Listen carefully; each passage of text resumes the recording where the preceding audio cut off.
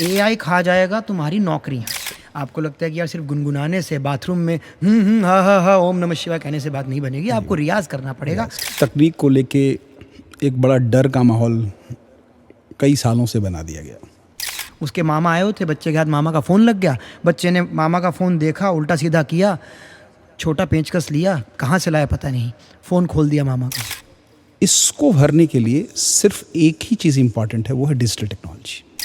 Laptop मांग रहा है, लैपटॉप नहीं हम दिलवा सकते, देख ले ऐसे पढ़ाई करनी है तो कर ले। जैसी जियोपॉलिटिकल सिचुएशंस बदल रही हैं जी, तो कोई भी देश अगर टेक्नोलॉजी के मामले में आत्मनिर्भर नहीं है तो कल को किसी बड़ी परेशानी में फंस सकता है। कि अगर आपने कोई फॉर्मल एजुकेशन नहीं किया है लेकिन आपने यूट्यूब से कोडिंग करना सीख लिया तो आपकी कॉम्पिटेंसी टेस्ट करके आपको क्रेडिट दिया जा सकता है। तो टेक्नोलॉजी का अड्डा है नाइलेट।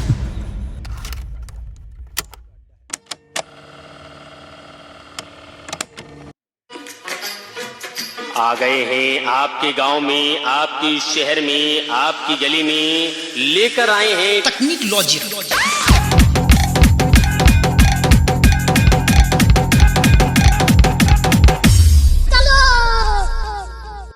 Hello check 1 2 3। मेरा नाम किसना है। मैं आपको बताऊं कि मैं यहाँ पर आपके सामने कोई प्रोडक्ट, अगर आप सुनने में कोई चुटकुला सुनाऊंगा या मैं कहूँगा कि यार जेठ जी ये कह रहे हैं, क्रिम्सी ये कह रही है, बहन को नमन, ऐसा हो रहा है, नहीं, ऐसा कुछ भी नहीं है मेरे दोस्त। आज हम बात कर रहे हैं तकनीक लॉजिया, एक ऐसी दुनिया जो तकनीक के इर्द गिर्द घूम रही है। मुझे एक बात बताइए, ये तकनीक हम पर हावी क्यों हो जा रही है यार, जबकि हम उस पर हावी हो सकते हैं। हमारे पास ऐसा दिमाग है, इंसानी दिमाग क्या से क्या बना रहा है, लेकिन हम फ़ोन में उलझे हुए हैं। क्यों नहीं हो पा रही है पढ़ाई, क्यों सुबह से शाम जीवन तमाम फ़ोन के इर्द गिर्द घूम रहा है भाई। लैपटॉप्स हैं, टैबलेट्स हैं, इतना कुछ है, हम उससे दूर नहीं जा पा रहे हैं। यहाँ पर बात किसी प्रोडक्ट की नहीं होगी, यहाँ बात होगी यूथ के भविष्य की, जो कि माँ बाप सोचते हैं कि यार ये बच्ची अब क्या करेगी, हमारा बच्चा अब क्या करेगा, बताइए ज़रा। इसको समझा समझा के थक गए हैं, 8वीं में आ गया है, ज़बान लड़ाने लगा है। अरे लड़ा रहा है ज़बान, लेकिन इसकी ज़बान को सही तरीके से बताइए कि इसे करना क्या है। आपको हमेशा मैं मिलता हूँ हंसाते हुए, बतियाते हुए, रेडियो पे कुछ कहते हुए, गुनगुनाते हुए, लेकिन आज बात करेंगे तकनीक की। एक ऐसी तकनीक जो आपके इर्द गिर्द है, आपके पास है, आप उसको उपयोग कर रहे हैं भरपूर प्रचुर मात्रा में। मान लीजिए आपको करनी है कैब बुक, आप खोल ले रहे हैं इंस्टाग्राम, कैब बुक नहीं हो, रील देख रहे हैं। उधर पिताजी कह रहे हैं कैब आ गए, हाँ जी पिताजी आ गई, कहाँ से आ गई, रील में थोड़ी कैब आएगी। समस्या ये हो रही है, भटकाव इतना ज़्यादा है, आप खुद को संभाल ही नहीं पा रहे हैं, चीज़ें आपके हाथ से आगे जाती जा रही हैं, आप समझ नहीं पा रहे हैं कि यार ये इतनी जल्दी कैसे हो रहा है। फिर उसके बाद अनिद्रा, रात भर नींद नहीं आती है, लैपटॉप आपका तकिया बन गया है, फ़ोन आपके बिल्कुल आंखों के सामने रहता है।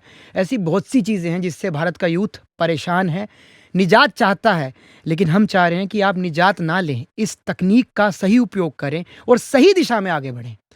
अब इस कार्यक्रम में आज मेरे साथ एक बहुत ही महत्वपूर्ण शख्स जुड़ रहे हैं, जिन्होंने एक जिम्मेदारी ली और खुद ली। ये कहा कि भाई मैं इन बच्चों के लिए कोई ऐसी चीज़ करता हूँ, एक ऐसा प्लेटफॉर्म बनाता हूँ जहाँ पर ये बच्चे बिना सोचे, बिल्कुल शिद्दत से ये आगे बढ़ें कि यार मेरे लिए ये प्लेटफॉर्म कितना बढ़िया है। क्योंकि माता पिता तो चिंतित हैं कि ये क्या करेगा, मेरे वाले चिंतित थे ये क्या करेगा, ये क्या कर रहा है। आज भी हरियाणा में मेरे माता पिता सोच रहे हैं पता नहीं भैया ऐसे किसने बिठा दिया कैमरे के आगे, हम तो इसे कहते रह गए, हमारे पास 3 गायें हैं, 3 गायों का दूध बढ़िया आ रहा है, दूध से घी बनेगा। उनका दिमाग अभी वहीं था, लेकिन मैं आगे निकल चुका था दोस्त। ऐसे ही आपको आगे निकालने के लिए, आपको मंजिल तक पहुँचाने के लिए तकनीक लॉजिया, एक तकनीक, एक ऐसे शब्द के इर्द गिर्द आपको आगे लेके जाएगा। पहली बात तो आपके दिमाग में जब तकनीक शब्द आता है तो क्या आता है, यार कुछ जानना है, जिज्ञासा उत्पन्न होती है। आप हिस्सा बनिए उस तकनीक का, लेकिन उस तकनीक में जुड़िए और बुनिए कुछ ऐसा जो देश हित में हो, आपके बच्चे के हित में हो, और माता पिता अभिभावकों के लिए बहुत बड़ा सुनहरा मौका है। चलिए प्रोग्राम शुरू करते हैं। आज हमारे साथ हैं professor Madan Mohan Tripathi, director general NIELIT और vice chancellor NIELIT deemed to be university के। सर स्वागत आपका, प्रणाम। नमस्कार। कैसे हैं आप सर? बिल्कुल, बहुत बढ़िया। आपसे मिलके और अच्छा लग रहा है, क्योंकि जो जिम्मेदारी आपने ली है ना, यही जिम्मेदारी अगर बहुत पहले मेरे पिताजी ने ले ली होती तो मैं आज बहुत आगे निकल चुका होता। अभी मैं आगे निकल नहीं पा रहा हूँ सर, क्योंकि मैं और आप मिलकर आज वो बातें करने वाले हैं, वो डर ख़त्म करने वाले हैं जो लोगों के दिमाग में बिल्कुल स्थिर हो चुका है। पहली बात तो मुझे ये नहीं समझ में आती कि तकनीक हम पे हावी क्यों हो रही है सर, जबकि हमें तकनीक पे हावी होना था। ऐसा क्यों है? एक्चुअली तकनीक को लेके एक बड़ा डर का माहौल कई सालों से बना दिया गया और ऐसा लोगों के दिमाग में डाला गया कि तकनीक आइंस्टीन के लेवल की चीज़ है कोई, जबकि ऐसा है नहीं। बहुत सीमित मात्रा में ऐसा ज्ञान है जिसमें बहुत हाई कैलिबर की ज़रूरत होती है, बट अधिकतर चीज़ें जो तकनीकी हैं उनको एक एवरेज व्यक्ति भी अच्छे से इस्तेमाल कर सकता है, उसका प्रयोग कर सकता है और उसमें वो एक्सपेरिमेंट भी कर सकता है। तो एक जो ये दिमाग में लोगों के बना दिया गया कि भारत में ख़ास करके कि अगर कोई बच्चा साइंस पढ़ता है तो ज़्यादा इंटेलिजेंट है, आर्ट पढ़ता है तो कम इंटेलिजेंट है, कॉमर्स पढ़ता है तो बीच का है। तो ऐसी मानसिकता जो सालों से बनती आई, शायद उसके नाते एक फोबिया बैठ गया तकनीक को लेके और लोगों को ये लगा कि अगर एक पर्टिकुलर सेट ऑफ एजुकेशन है उनके पास तभी वो तकनीक का इस्तेमाल कर सकते हैं, अदरवाइज़ नहीं कर सकते हैं। लेकिन वो सच नहीं है। मतलब जो डर का माहौल है वो एक बना हुआ है जिसमें लोग फंस गए। बिल्कुल। तो वहाँ पर आपकी सबसे बड़ी भूमिका आती है, क्योंकि आप एक ऐसी जिम्मेदारी लेकर के आए हैं कि यार वो बच्चे जिनके सवाल हैं लेकिन मन के अंदर हैं, माँ बाप के पास सवाल हैं मन के अंदर हैं कि यार हम क्या करें, इसका कैसे करना है। तो स्किल का सबसे पहला सवाल निकल के आता है कि स्किल के मामले में भारतीय किल कर रहे हैं और माननीय प्रधानमंत्री जी कहते हैं भाई हमारे भारत में बड़े तेजस्वी लोग हैं, वो क्या से क्या कर जाते हैं, क्या से क्या बना देते हैं। लेकिन स्किल क्या है? क्या ये कुदरती देन है या स्किल डेवलप की जा सकती है? आपके मायने में स्किल है क्या? देखिए, स्किल एक ऐसी चीज़ है जो कि ट्रेनिंग से डेवलप की जा सकती है, किसी काम को बार बार करने से डेवलप की जा सकती है। किसी काम को अगर अच्छे से कर रहे हैं, भारत में अगर आप देखें तो भारत की तो शिक्षा ही स्किल बेस्ड रही है सदियों से। जो हमारी गुरुकुल परंपरा रही है जी, वो भी स्किल बेस्ड रही है। कहीं युद्ध कलाओं का स्किल डेवलप किया जाता था, तलवार चलाने का, मेटलर्जी का। अगर भारत देखेंगे तो विज्ञान के क्षेत्र में भी बहुत सारा की स्किल भारत में रही हैं, चाहे वो चिकित्सा के क्षेत्र में हो, विज्ञान के क्षेत्र में हो। और भारत ने जाने क्या क्या दुनिया को दिया है, 0 से लेकर दशमलव तक। तो भारत की शिक्षा हमेशा स्किल बेस्ड होती है। जब हम स्किल की बात करते हैं तो हमको समझना चाहिए, अगर हमें कोई एक पर्टिकुलर काम करना है अच्छे से 100% क्वालिटी के साथ, तो उस काम को करने के लिए क्या क्या उसके कंपोनेंट हैं जो आपको आने चाहिए।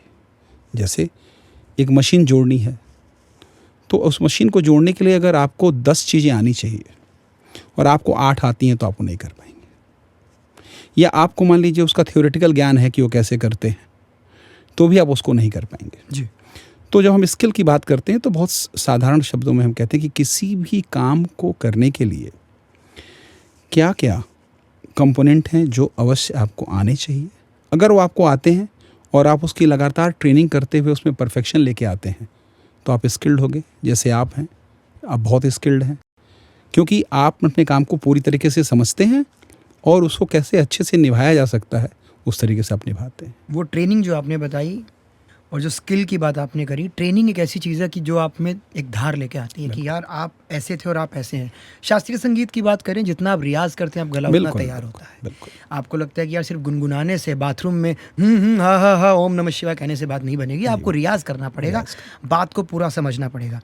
एक छोटी सी कहानी ध्यान आई मुझे सर। रोहतक में एक गांव है रिंढाना, क्योंकि फ़ोन बहुत हावी हो गया लोगों पर। एक बच्चा है 6ठी 7वीं में पढ़ता है, उसके मामा आए हुए थे, बच्चे के हाथ मामा का फ़ोन लग गया। बच्चे ने मामा का फ़ोन देखा, उल्टा सीधा किया, छोटा पेंचकस लिया, कहाँ से लाया पता नहीं, फ़ोन खोल दिया मामा का। फ़ोन खुला, मामा का दिमाग भी खुल गया, क्योंकि बड़े आदमी को लगता है हमारे बताओ भांजे ने फ़ोन खोल दिया, ये तो दिक्कत हो गई।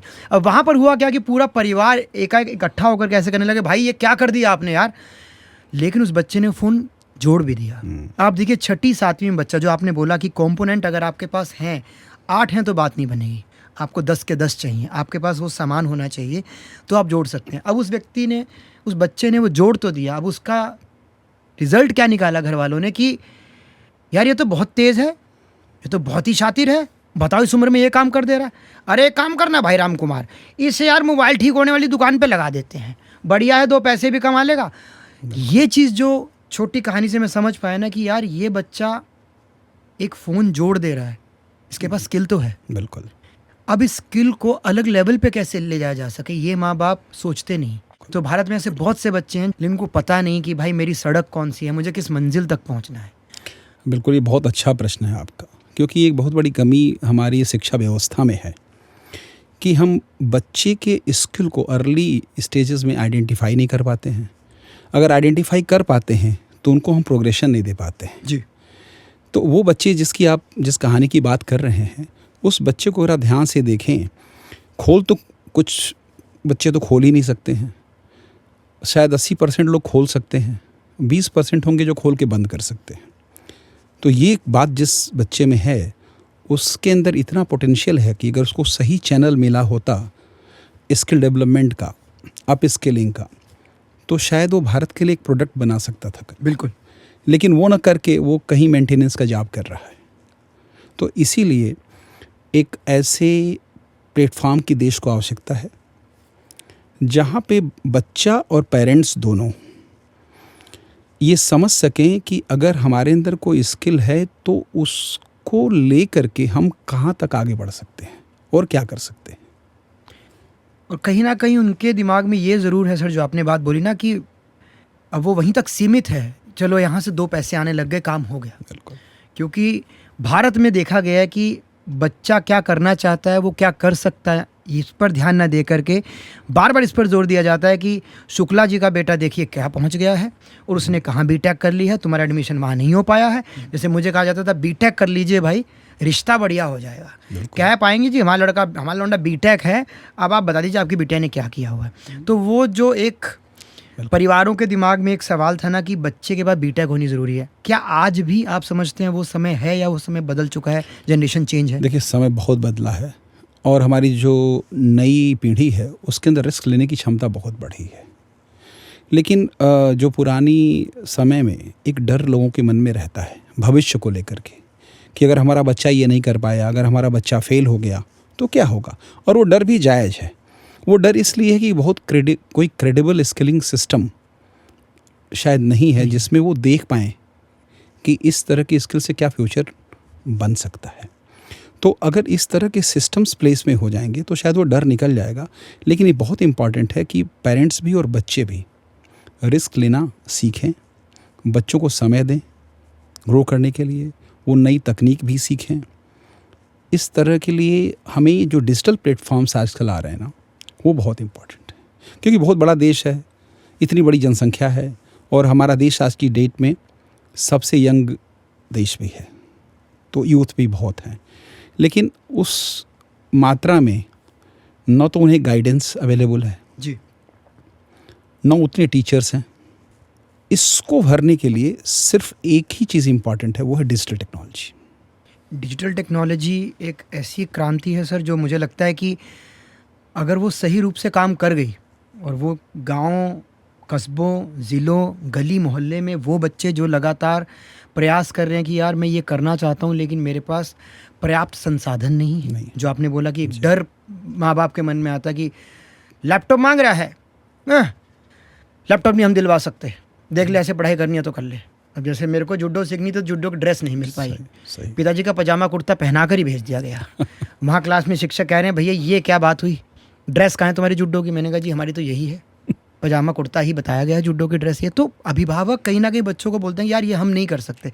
पर आपने जो बात कही कि अब माँ बाप और बच्चे रिस्क ले रहे हैं, हर माँ बाप ये सोचता है कि यार मेरे बच्चे को मुझे लैपटॉप दिलाना है, वो कुछ सीखना चाह रहा है, वो कुछ करना चाह रहा है, चलिए इसको कंप्यूटर सिखाने का गर्मियों की छुट्टियों में कोर्स करवाते हैं। ठीक बात है। 2 महीने का वो कोर्स होने के बाद 2 महीने के बाद फिर वो ठंडे बस्ते में चला जाता है सर्टिफिकेट, जो आगे नहीं बढ़ पाता।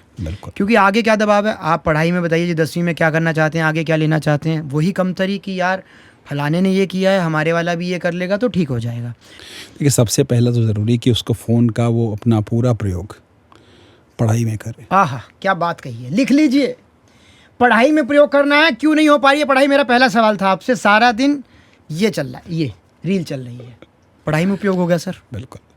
देखिए, नाइलेट भारत में ministry of electronics and information technology की एक स्वायत्त संस्था है और लगभग 56 केंद्र हैं पूरे भारत में जी। और केवल नॉर्थ ईस्ट में ही 22 केंद्र हैं इसके। श्रीनगर, कारगिल, लेह जैसे दुर्गम स्थानों में भी इसके केंद्र हैं जहाँ डिजिटल स्किलिंग नाइलेट लेके जा रहा है। वाह। जैसे एक एग्जांपल मैं लूँ तो नागालैंड में कोहिमा से 162 किलोमीटर अंदर एक गांव है चूचेमलांग, जहाँ नाइलेट का केंद्र है। इसी तरह से जो एशिया का सबसे बड़ा आइलैंड विलेज है माजुली, आसाम में, वहाँ नाइलेट का केंद्र है। तो हम ऐसी जगहों पे बच्चों को बहुत ही हाई एंड स्किलिंग तो कर ही रहे हैं और लगभग हर साल 10 लाख बच्चों को हम स्किल करते हैं देश में। बट इससे भी मुझे लगता है देश का काम नहीं हो सकता है। बिल्कुल सर। अगर हमें हर बच्चे तक पहुंचना है तो उसके लिए हमें डिजिटल प्लेटफॉर्म्स की ज़रूरत है। बहुत सारे प्लेटफॉर्म्स हैं। नाइलेट का भी एक प्लेटफॉर्म आ रहा है, डिजिटल यूनिवर्सिटी प्लेटफॉर्म आ रहा है, जिससे बहुत सारे स्किलिंग के प्रोग्राम होंगे। स्कूल लेवल पे स्किलिंग से लेकर के और पीएचडी लेवल तक के स्किलिंग के प्रोग्राम्स हैं उसमें। तो जिस परेशानी की हम बात कर रहे थे कि बच्चे को प्रोग्रेशन नहीं मिलता है, वो इस डिजिटल प्लेटफॉर्म के थ्रू मिलेगा। इसमें बहुत सारे आर्टिफिशियल इंटेलिजेंस बेस्ड टूल्स हैं जो बच्चे के कॉम्पिटेंस को और बच्चे के काबिलियत को या किस टेक्नोलॉजी के लिए वो बहुत अच्छा है, बहुत अर्ली आइडेंटिफाई करेंगे। और आइडेंटिफाई नहीं करेगा वो टूल उस बच्चे को, उसको रिकमेंड भी करेगा कि उसको क्या पढ़े, क्या उसका कैरियर प्रोग्रेशन हो सकता है, किस तरह का कैरियर उसके लिए बेस्ट सूटेड होगा, और उस तरह के प्रोग्राम से उसको लेके आगे जाएगा जिस लेवल तक बच्चा जाना चाहता है। तो इस तरह का एक बड़ा ही अच्छा प्लेटफॉर्म जो कि मल्टीलिंगुअल भी है, जिसमें भारत की भाषाओं में भी लोग पढ़ेंगे और बड़ा इंक्लूसिव है, जिससे कि जो लोग देख नहीं सकते हैं या सुन नहीं सकते उनके लिए भी इस तरह के कोर्सेज उसमें हम लेके आ रहे हैं। सही। तो सोसाइटी के सारे सेगमेंट्स को हम कवर करेंगे और ये उम्मीद करते हैं कि तकनीकी शिक्षा इस डिजिटल प्लेटफॉर्म के माध्यम से हर बच्चे के दरवाजे पे पहुंचे। देख लीजिए, नाइलेट आपके दरवाजे पे दस्तक दे रहा है और आप कह रहे हैं गुड्डू क्या करेगा लाइफ में, जबकि सबसे अच्छा मौका आपके पास है कि आप इसके साथ एक रोशनी लेते लेते क्या से क्या बन सकते हैं। नाइलेट एक बहुत बड़ा उदाहरण है सर उन बच्चों के लिए और साथ में माता पिताओं के लिए भी, क्योंकि बहुत से ऐसे माता पिता हैं इस जनरेशन के जो चाहते हैं कि यार जब बच्चे हमसे सवाल करें हमको जवाब पता हो, क्योंकि अगर उनको लगता है कि मैं अपने बच्चे के आगे हार रहा हूँ ना तो मैं दुनिया से हार गया हूँ। ये मुझसे कोई टेक्निकल सवाल ना कर रहे, बाप घबरा रहा होता है अरे यार ये अभी पूछेगा इंग्लिश में बड़े ये सब करेगा और मैं जो है जवाब दे नहीं पाऊँगा। अब आपके पास एक डिजिटल प्लेटफॉर्म है जहाँ पे आप खुद भी पढ़ाई कर सकते हैं और आप अपने बच्चे को गाइड कर सकते हैं। राइट, वहाँ एक्सपर्ट्स भी हैं जो आपको बताएंगे। और सर सबके दिमाग में बात आता है कि हमने नाइलेट की बात करी, यार ये तो इन्होंने बता दिया, होगा बड़ा खर्चीला काम, मांग लेंगे लाखों रुपए, हम कहाँ से देंगे, और इतना खर्चा करने के बाद हमने आगे भी तो देखना है इसकी ज़िंदगी में क्या करना है क्या नहीं करना है। ऑलरेडी मकान की EMI चल रही है, कहाँ से इसको हम नाइलेट की पढ़ाई करा दें। वो भ्रम भी दूर कीजिए, क्योंकि सर मार्केट में बहुत से भ्रम है। जब बात आती है बीटेक करने की, आपको पता है बहुत से विश्वविद्यालय हैं प्राइवेट जो कि बहुत बड़ी मात्रा में पैसा लेते हैं और फिर प्लेसमेंट का दावा भी करते हैं, प्लेसमेंट नहीं मिल पाता।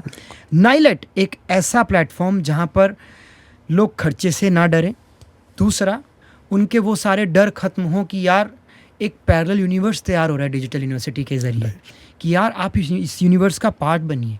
और आपको पार्ट बनने के लिए कहीं जाना नहीं है, आपके पास फ़ोन है, आपके पास घर पे इंटरनेट है, आप वहीं से जुड़ रहे हैं।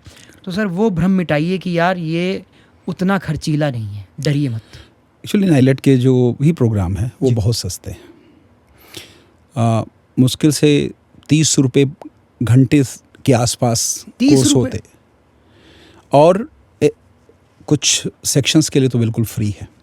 200 रुपये का टेम्पर ग्लास लगवा रहा है संजीत, 200 रुपये का टेम्पर कि फ़ोन टूट के गिर ना जाए। बिल्कुल। यहाँ 30 रुपये में लेक्चर मिल रहा है। हाँ, हर घंटे का। बताइए सर। तो इससे सस्ता क्वालिटी ट्रेनिंग शायद कोई और नहीं दे पाएगा देश में। बिल्कुल सर। और हम सालों से दे रहे हैं, और हमने ये देखा है अभी नेशनल एजुकेशन पॉलिसी आई है जो बहुत ही मॉडर्न है, जो भारत की शिक्षा को बहुत ही आधुनिक बना देगी। लेकिन उसकी बहुत सारी ऐसी चीज़ें जो नाइलेट पिछले 20 साल से कर रहा है, जैसे कि हमारे टेक्निकल प्रोग्राम्स में कोई एंट्री बैरियर नहीं है। आर्ट साइड का बच्चा भी पढ़ सकता है, कॉमर्स का बच्चा भी पढ़ सकता है, साइंस का बच्चा भी पढ़ सकता है, हमने कभी एंट्री बैरियर नहीं रखा। सर मैं भी पढ़ सकता हूँ? आप भी कर सकते हैं। और हमारा बच्चा इस तरह का जो कि इतनी सस्ती फीस, साल भर में 20,000 या 12,000 रुपये फीस दे के पढ़ा गांव का, और ऐसे बच्चे हैं जो कि भारत की सारी टॉप कंपनीज में अच्छे पदों पे हैं आज की डेट। क्या बात है, कितनी बड़ी बात है। तो इस तरह का जो इंटरवेंशन नाइलेट ने किया है देश में, लगभग 1,30,00,000 लोगों को हम स्किल कर चुके हैं देश में आज तक। और उसमें से ये सारे बच्चे बहुत ही मार्जिनलाइज सेक्शन के हैं, जो उनके पास पेइंग कैपेसिटी भी बहुत नहीं थी और जो मेन स्ट्रीम बीटेक प्रोग्राम में नहीं जा पाए, लेकिन उन्होंने टेक्निकल एजुकेशन किया। और दुनिया का ऐसा कोई देश नहीं है जहाँ वो नौकरी नहीं कर रहे हैं। बताइए सर, मुझे लगता है आपके पास दुआओं का भंडार है। 1,30,00,000 लोगों को आपने ट्रेन कर दिया है, अच्छे पदों पर है, आपको इतनी दुआएं मिली हैं, 2-4 दुआएं आप देते चलिए। क्योंकि मुझे लगता है ये एक ऐसी चीज़ है, अगर आपने किसी को सही गाइड करके उसकी मंजिल तक पहुंचा दिया तो उसके बाद का काम वो खुद स्किल पावर से करता जाएगा। और भारत के अंदर सबसे बड़ी बात जब निकल के आती है, यार हम लोग ये चीज़ अपने देश में कब बनाएं, कैसे बनाएं, जो कि एक बड़ा सवाल आता है। यार सेमीकंडक्टर्स की बात करते हैं, यार सेमीकंडक्टर्स अगर हमारे देश में बन जाएंगे, वो ताकत हमारे बच्चों के दिमाग में कि यार ये चीज़ ये बना सकता है, तो वो दिन दूर नहीं है जब आप नाइलेट के दरवाजे पे आएंगे और वहाँ पर एक्सपर्ट्स आपको बिल्कुल ट्रेन करेंगे। तो मेरे ख्याल सर वो दिन दूर नहीं है जब आप साल दर साल इतने बच्चों को ट्रेन करेंगे। और सेमीकंडक्टर का जो एक और भय है बच्चों के लिए नहीं, देश के लिए भी, वो कैसे दूर हो सकता है सर? सेमीकंडक्टर क्या है, क्यों इसका एक हवा है, क्यों इससे लोग डर रहे हैं? क्योंकि अभी तक तो तिरंगा मूवी में गैंडा स्वामी ये फ्यूल कंडक्टर मैं निकाल लाया हूँ, वो राज कपूर साहब निकाल लाते थे और लोग सोचते थे ये हो गया। लेकिन सेमीकंडक्टर की दुनिया क्या है सर? वहाँ तक कैसे पहुँचा जा सकता है? सेमीकंडक्टर पे बात करने के पहले आपके पहले जो प्रश्न आपने किया है, इसमें एक बड़ा सीरियस चीज़ आज की डेट में है। जैसी जियोपॉलिटिकल सिचुएशंस बदल रही हैं जी, तो कोई भी देश अगर टेक्नोलॉजी के मामले में आत्मनिर्भर नहीं है तो कल को किसी बड़ी परेशानी में फंस सकता है। ये बहुत बड़ा प्रश्न है आज भारत के सामने भी, कि दुनिया के सारे प्रोडक्ट के पीछे कोई भारतीय है लेकिन भारत का कोई प्रोडक्ट नहीं है। कितनी बड़ी बात है। तो क्या हो रहा है, हमारा पैसा दूसरे देशों में फ्लो हो रहा है। अगर इस मनी फ्लो को हम रिवर्स कर सकें तो वैसे ही हम दुनिया के नंबर 1 आदमी बन जाएंगे। और हमें उसके लिए क्या चाहिए? अपने प्रोडक्ट्स, भारत के प्रोडक्ट्स। और सरकार, भारत सरकार इतनी स्कीम्स लेके आई हैं इसके लिए, चाहे वो PLI स्कीम देखिए हमारी मंत्रालय का, या DLI स्कीम देखिए, या सेमीकंडक्टर के लिए AI policy, India AI mission देखिए, इंडिया सेमीकंडक्टर मिशन देखिए। सरकार पूरा प्रयास कर रही है। ज़रूरत है कि यूथ आगे आके इन सारी सुविधाओं का लाभ उठाए और देश के लिए कुछ करे। तो उसी क्रम में आते हुए मैं सेमीकंडक्टर की बात कर रहा हूँ। सेमीकंडक्टर का भी मिथ इस देश में बहुत बनाया गया। ऐसा बनाया गया कि सेमीकंडक्टर डिज़ाइन जो है केवल BTech MTech के लिए है, जबकि ऐसा नहीं है। आप कोई भी सेमीकंडक्टर मैन्युफैक्चरिंग इंडस्ट्री देख लें, उसके सारे लाइन वर्कर जो है बहुत कम पढ़े लिखे लोग हैं जो वहाँ काम करते हैं। इवन जो डिज़ाइन वाली चीज़ें हैं वो कोई BSc का बच्चा, ये BA का बच्चा, जिसको इंटरेस्ट हो वो भी कर सकता है। नाइलेट अभी क्या कर रहा है कि एक एडटेक प्लेटफॉर्म लेके आ रहा है सेमीकंडक्टर डिज़ाइन सिखाने के लिए, जो कि completely open source tool based है और वो बिल्कुल डेमोक्रेटाइज कर देगा चिप डिज़ाइनिंग को। और कोई एंट्री बैरियर नहीं हमारे प्रोग्राम में, आप भी सीख सकते हैं चिप डिज़ाइनिंग। सर मैं तो तैयार हो गया हूँ। और आप अपनी चिप बना के मार्केट में बेच सकते हैं, उसका आप इंटेलेक्चुअल प्रॉपर्टी रजिस्टर करा सकते हैं। तो इस मिथ को भी हम लोग तोड़ेंगे, इसमें काम कर रहे हैं, चाहे वो सेमीकंडक्टर हो या वो साइबर सिक्योरिटी हो या आर्टिफिशियल इंटेलिजेंस हो। कोई भी जो टेक्नोलॉजी है, इसके जो बहुत स्पेशलाइज्ड टेक्नोलॉजी है ज़रूर, लेकिन ऐसा नहीं है कि कोई पर्टिकुलर सेट ऑफ एजुकेशन का बंदा होगा तो वो कर सकता। अगर कोई चाहे और किसी भी उम्र में चाहे तो इन टेक्नोलॉजी में वो एंट्री कर सकता है, और ऐसी अपॉर्चुनिटी हम ज़रूर देने जा रहे हैं लोगों। सबसे बड़ी बात है कि आप बीज से लेके पौधा बनाने की पूरी जिम्मेदारी ले रहे हैं कि आपको अगर शुरुआत करनी है तो अंत भी आप जानते हैं कि यार इसका आप अपनी इंटेलेक्चुअल प्रॉपर्टी बना करके आप इसको बेच भी सकते हैं। बेच भी सकते हैं। आप मतलब अपनी नौकरी के साथ साथ अपने इंटरेस्ट को डेवलप कर सकते हैं, क्योंकि बिल्कुल। सबसे बड़ी कमी है हम में कि हम एक काम कर रहे हैं उसमें हम संतुष्ट हो गए हैं। ठीक बात है। यार संतुष्ट नहीं होना है। अब आपके पास नाइलेट बहुत अच्छे अवसर लेके आ रहा है। एआई, क्योंकि गांव में, कस्बों में, ज़िलों में एआई का बड़ा खौफ है। इसका नाम सुन के आम जनता के पास एक तो आधी जानकारी है, लेकिन डर पूरा बना हुआ है। ये अखबार में पढ़ते हैं एआई खा जाएगा तुम्हारी नौकरियां। घर में माहौल ख़राब होने लगता है, अरे बेटा तू क्या करेगा, एआई आएगा। बच्चा सोचता है ताई तो थी, अब एआई भी है, अब मैं करूं तो करूं क्या। एआई शब्द जितना ज़्यादा इसका बाजारीकरण हुआ है, लोग इसका उतना मतलब नहीं समझ पाए हैं। बिल्कुल ठीक बात। ये क्या है सर? ये असल में लोगों को डराने की एक प्लानिंग है, और भारतीय जिस दिन एआई को समझ लेंगे वो फिर इसका आईए भी कर देंगे, क्योंकि जैसा कि मैं कह रहा हूँ तेजस्वी लोग यहाँ हैं, वो इस पे जब पकड़ बना लेंगे तो फिर एआई कहेगा कि मैं कहाँ जाऊँ। बिल्कुल। क्योंकि हमारे पास तो ऐसी ऐसी चीज़ें हैं, और आज से नहीं, पुरातन काल से हम बात करें विज्ञान की, हम बात करें अपने वेदों की, शास्त्रों की, हमारा विज्ञान तो जुड़ा हुआ है, हम तो रूटेड हैं। तो सर एआई का डर, कितना बड़ा डर है माँ बाप के मन में कि यार कल को हमारा बच्चा नौकरी कर पाएगा या नहीं कर पाएगा, या एक दिन नॉक नॉक होगा, हेलो मैं एआई हूँ, वो जॉब खा जाएगा। देखिए, एआई का डर उतना ही आर्टिफिशियल है जितना आर्टिफिशियल वर्ड एआई में लगा हुआ है। मतलब है, तो ये एक भय है, और जब हम किसी चीज़ को पूरी तरीके से नहीं जानते हैं तो एक भय होता है। और हमने अपनी जनरेशन में देखा है कि जब भी कोई बड़ा क्रांतिकारी टेक्नोलॉजिकल परिवर्तन हुआ है तो उसका भय का माहौल रहा है। इवन जब भारत में पहली बार कंप्यूटर इंट्रोड्यूस हुआ तब भी लोगों के मन में डर था कि ये नौकरियां खा जाएगा, बैंकों में लग जाएगा। हाँ, लेकिन ऐसा हुआ नहीं, नौकरियां बढ़ी। तो उसी तरीके से आर्टिफिशियल इंटेलिजेंस के आने से, वो तो एक असिस्टिव टेक्नोलॉजी है जो आपको अपना काम और अच्छे से करने में मदद करेगी, और बेहतर करने में मदद करेगी, स्पीड से करने में मदद करेगी, और फिर अब और ज़्यादा काम कर सकते हैं और नए तरह के अनुसंधान कर सकते हैं। तो उससे डरने की कोई आवश्यकता नहीं है। एक सपोर्टिंग टूल है। लेकिन हाँ, इम्पॉर्टेंट चीज़ क्या है कि एक रीस्किलिंग ऑफ स्किलिंग का इकोसिस्टम अगर नहीं होगा उसके साथ तो परेशानी हो सकती है। ऐसा हो सकता है कि कुछ एक पर्टिकुलर तरह की स्किल्स ऑब्सलीट हो जाएं, तो लोगों को नए तरह के स्किल्स को जो एआई रिलेटेड हैं वो सीखना पड़ेगा। तो अगर प्रॉपर उनको गाइडेंस मिले और वो अपने को ट्रेन कर सकें, स्किल कर सकें उस डायरेक्शन में, तो ये नौकरियों को खाएगा नहीं, नौकरियों को कम नहीं करेगा, ज़्यादा नौकरियों का सृजन भी करेगा और बेहतर काम भी करने में लोगों को मदद करेगा। तो एआई से घबराने की ज़रूरत नहीं है, क्योंकि एआई आपका दोस्त ही है और आपके आसपास ही है। आप उसके ज़रिए बहुत सारी चीज़ें बना सकते हैं, रचनात्मकता के स्तर पर भी अब सृजन भी कर सकते हैं, जैसा कि सर ने कहा।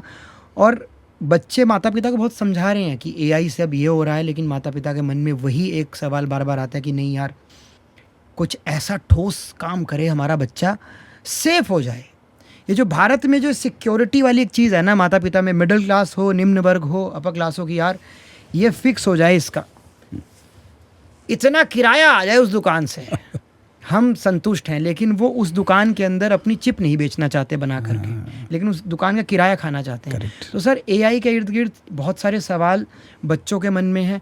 क्या नाइलेट हेल्प करता है हर वर्ग के बच्चे, माता पिता के उन सवालों के जवाब देने का? क्योंकि एआई को लेकर के सबके मन में सवाल है, और उसकी शुरुआत क्या है? बिल्कुल, देखिए, सबसे पहले दिल्ली में हम लोगों ने इंडिया एआई डेटा लैब बनाई देश की। उसके बाद वैसे ही अभी 27 लैब हम लोगों ने पूरे देश में बनाई है, जो कि एआई ट्रेनिंग का हब की तरह काम करेगी देश में। और हमारे पास एआई में स्कूल से लेकर के और बीटेक तक बच्चों के लिए बहुत सारे ट्रेनिंग प्रोग्राम्स हैं, इंटर्नशिप प्रोग्राम्स हैं। तो मतलब सर मैं अगर साइंस से नहीं हूँ, हाँ, तो मैं बीटेक कर सकता हूँ? बीटेक तो आप नहीं कर सकते, ठीक है, लेकिन नाइलेट के पास ऐसे कोर्सेज हैं जो बीटेक के इक्विवेलेंट हैं, आप कर सकते हैं, और आपको उसी लेवल का एम्प्लॉयमेंट भी मिल सकता है, उसी स्तर पे, उसी स्तर। उतना ही सीटीसी लेकर के मैं आपके बच्चे के सामने खड़ा हो जाऊंगा, जो आपका बच्चा एक बहुत बड़ी इंटरनेशनल कंपनी में बहुत बड़े पैकेज पे है।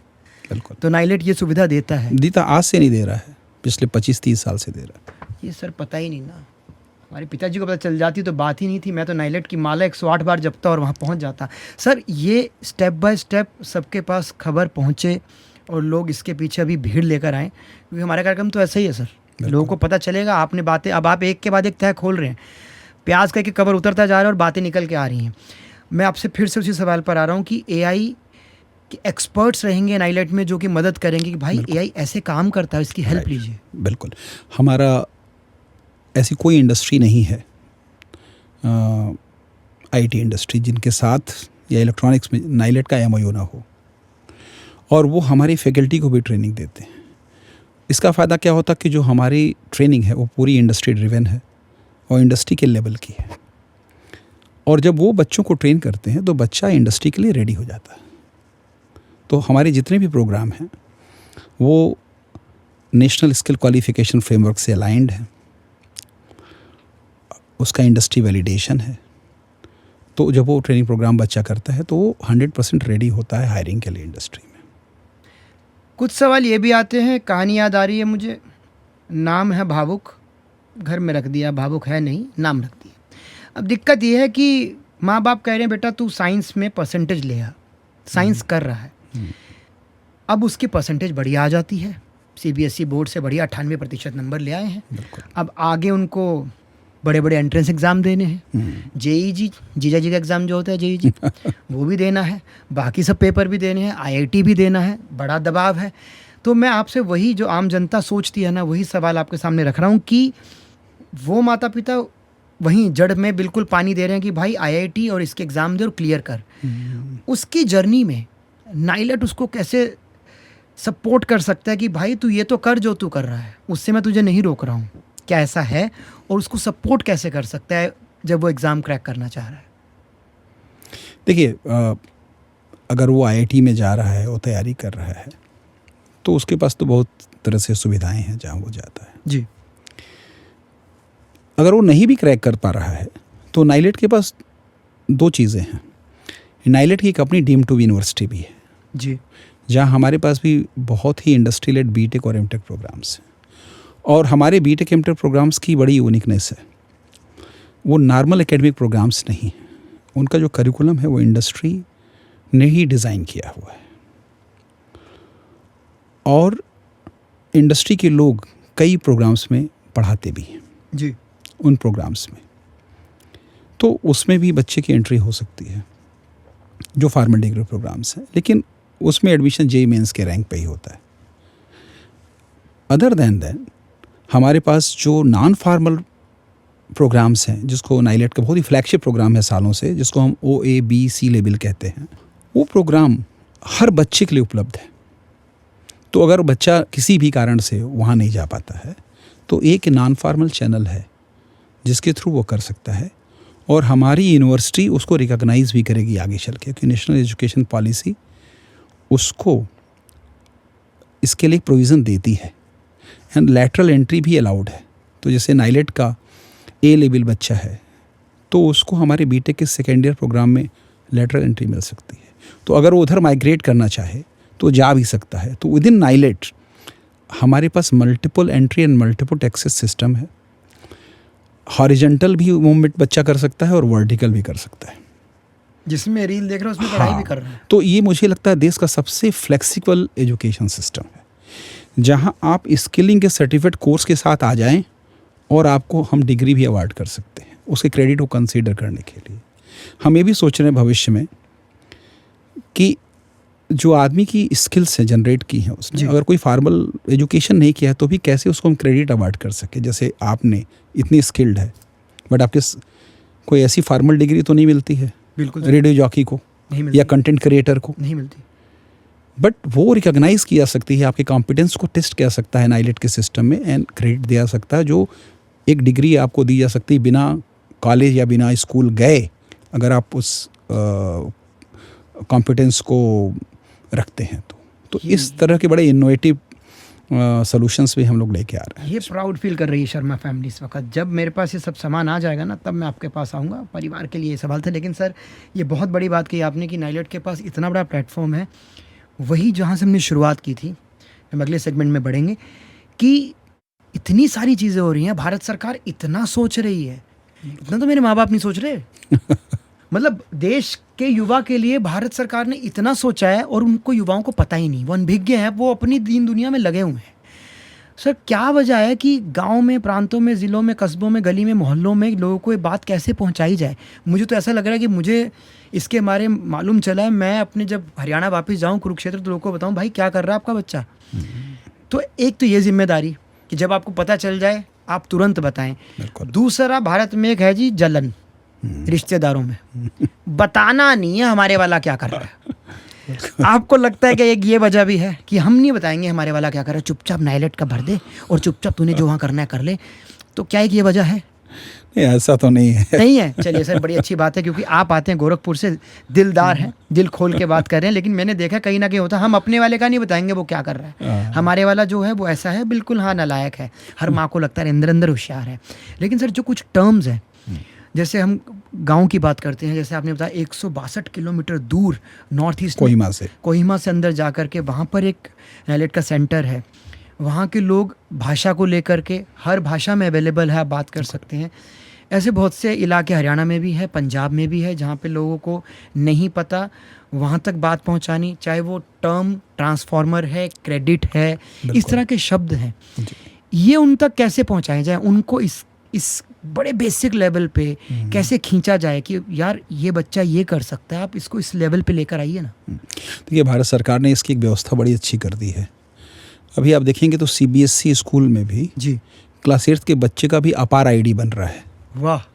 तो एक अपार ID जो है वो एक यूनिक नंबर होगा जो आपके हर सर्टिफिकेट के साथ जुड़ा होगा, और आप कहीं से कोई सर्टिफिकेट कोर्स करते हैं, चाहे नाइलेट का या किसी भी और स्किलिंग इकोसिस्टम से, तो आपके अगर उस सर्टिफिकेट के साथ अपार ID जुड़ी हुई है जी, और अगर वो certificate national skill qualification framework से अलाइंड है, तो आप उसकी क्रेडिट कभी भी क्लेम कर सकते हैं किसी भी डिग्री में और किसी भी यूनिवर्सिटी में जाकर के। तो ऐसा नेशनल क्रेडिट फ्रेमवर्क 8वीं कक्षा से ही आपके पास लेयर्स बननी शुरू हो बननी है। ये 6 से ही अभी शिक्षा मंत्रालय ने इसको कर दिया है। अरे ये तो बहुत ही बढ़िया चीज़ है। अब ये अपार ID आपके साथ जैसे आधार नंबर है आपका और ये डिजी लॉकर से कनेक्टेड है, तो आपके पास एक अपार ID हो गई। और आपने कोई भी कोर्स के, ऐसे नाइलेट के सारे कोर्स NSQF अलाइंड हैं, लगभग 150 से ज़्यादा कोर्स हैं हमारे, और IT और इलेक्ट्रॉनिक्स में ही हैं, ये सभी NSQF अलाइंड हैं। तो भारत में जो नेशनल स्किल क्वालिफिकेशन फ्रेमवर्क है, इसमें लेवल्स डिसाइडेड हैं। तो होता क्या है कि सबसे पहले कोई भी सेक्टर स्किल काउंसिल देश में बनी है जो नेशनल ऑक्यूपेंसी स्टैंडर्ड्स बनाती हैं। जैसे किसी एक काम को करने के लिए या एक सपोज करिए RJ बनने के लिए जी, एक ये स्किल चाहिए, ठीक है, तो एक ऑक्यूपेंसी स्टैंडर्ड बन गया। फिर अगर ऐसी 10 स्किल चाहिए तो उनको मिला के क्वालिफिकेशन पैक बन गया। बिल्कुल, क्वालिफिकेशन पैक बन गया तो फिर जो ये NSQC है वो डिसाइड करती है कि इसका लेवल क्या होगा, डिपेंडिंग अपॉन द कॉम्प्लेक्सिटी। बिल्कुल, ठीक है ना, ठीक है। और फिर उसके लेवल डिसाइड हो जाते हैं, ठीक है। उसका इंडस्ट्री वैलिडेशन हो जाता है, क्योंकि जब वो NOS जिसको बोलते हैं नेशनल ऑक्यूपेंसी स्टैंडर्ड्स जब हम बनाते हैं जी, तो इंडस्ट्री से वैलिडेट कराते हैं कि भाई ये सही है, किस लेवल की कॉम्पिटेंस चाहिए इस काम को करने के लिए, किस लेवल की नॉलेज चाहिए, इसका क्या आउटकम होगा, वो सारी चीज़ों करके हम बनाते हैं, उससे क्वालिफिकेशन पैक बनाते हैं, फिर उसके लेवल्स होते हैं। तो एक बार इस प्रोसेस में फिर उसके बाद करिकुलम वगैरह लिखे जाते हैं। तो आज की डेट में करिकुलम डेवलपमेंट उल्टा चलता है।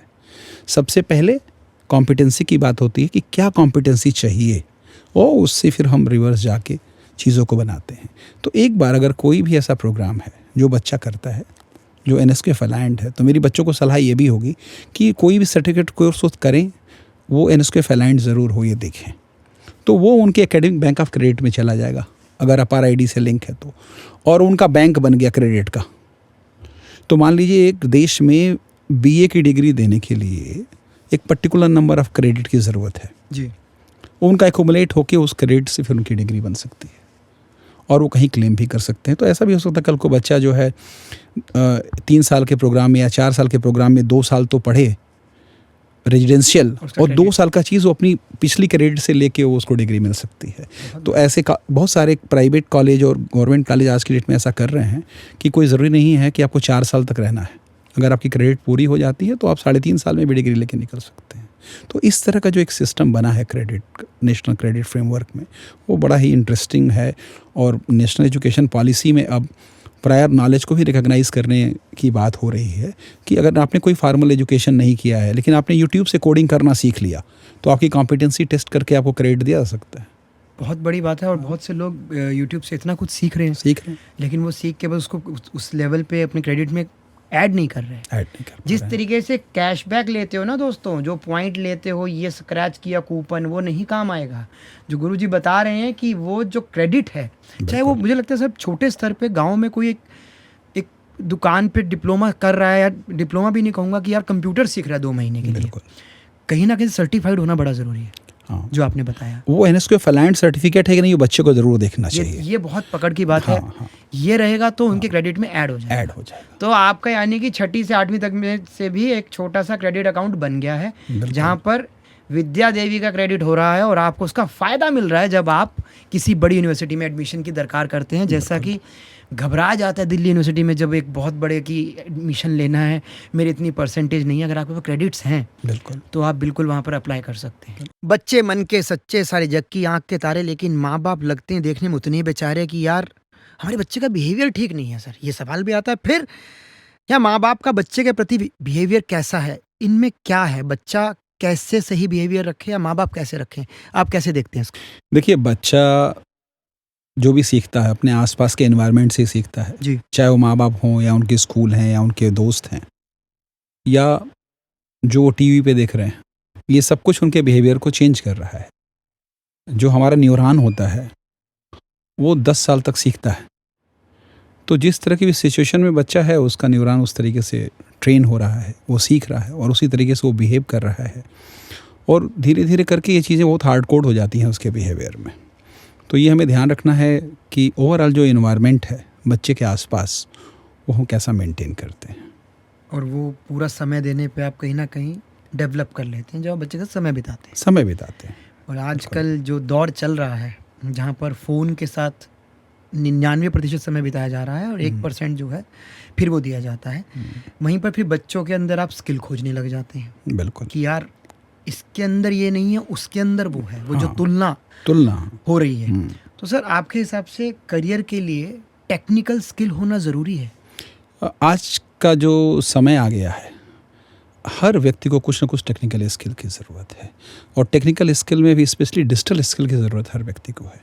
आज हम देश को देखें तो एक 10 साल के बच्चे से लेकर के वो 70 साल के बूढ़े को किसी न किसी डिजिटल स्किल की ज़रूरत ही है अपने जीवन को चलाने के लिए। तो वो पहला पड़ाव क्या है अगर डिजिटल स्किल की मैं बात करूं कि यार हर बच्चे को माँ बाप ये एक पहली डिजिटल स्किल से रूबरू करवा दें, क्योंकि बच्चे आजकल रूबरू हैं। आपको उनको वो आपको सिखा देंगे। बिल्कुल, आजकल बच्चे नहीं बाप ही पैदा हो रहे हैं, तो वो सिखाई देंगे आपको कि भाई ये ऐसे नहीं ऐसे करना है। फिर भी माँ बाप का दायित्व क्या है और फिर बच्चा उनके कंट्रोल में रह करके पहली डिजिटल स्किल क्या सीख सकता है, चाहे वो फ़ोन है या टैबलेट है या कंप्यूटर है? देखिए, आज की डेट में हर बच्चा सबसे पहले मोबाइल ही चलाना सीख रहा है जी, और उसको यूज़ भी कर रहा है। अब ये हमें पेरेंट्स को डिसाइड करना है कि हम उस पर उसको क्या सीखने दे रहे हैं। तो हम उस तरह की चीज़ों को उनमें दें और ऐसी चीज़ों को हम रोकें जो हम नहीं सीखने देना चाहते हैं। सर एक बड़ा प्लेटफॉर्म है डिजिटल यूनिवर्सिटी का प्लेटफॉर्म नाइलेट, जहाँ पर बच्चे के लिए टेक्निकल विकास तो उसका हो ही रहा है, लेकिन उसको ये है कि यार मुझे पड़ाव पता चल जाए कि मैं यहाँ से शुरू कर सकता हूँ, ये मेरे लिए सही रूट है। तो उस आधार पे आप कैसे गाइड करेंगे कि यार ये एक शुरुआत आप कर सकते हैं? बिल्कुल, जो नाइलेट डिजिटल यूनिवर्सिटी प्लेटफॉर्म है उसमें हम बहुत सारे माइक्रो क्रेडेंशियल के भी कोर्सेज़ लेके आ रहे हैं, जैसे कि 30 घंटे के हैं या 15 घंटे के छोटे कोर्स भी हैं जो अलग अलग टेक्नोलॉजी का उनको आउटलाइन देते हैं, उसके बारे में बताते हैं। बहुत सारे ऐसे भी प्रोग्राम्स होंगे जो गेम्स के थ्रू भी होंगे जी, छोटे बच्चों के लिए, तो उनका एक इंटरेस्ट क्रिएट होगा। इसी तरीके से आर्टिफिशियल इंटेलिजेंस में हम लोग एक बहुत ही बेसिक फैसिलिटी उन बच्चों को दे रहे हैं स्कूल के, जिसमें वो सीख सकते हैं कि कैसे मॉडल्स बनाते हैं, एआई मॉडल कैसे उनको ट्रेन करते हैं, कैसे डेटा का यूज़ करते हैं, जैसे डेटा की क्लीनिंग करते हैं। और फिर जो एआई रिकमेंडर सिस्टम है वो उनको फर्दर गाइड करेगा कि उनको उसके आगे कैसे प्रोग्रेस करना है।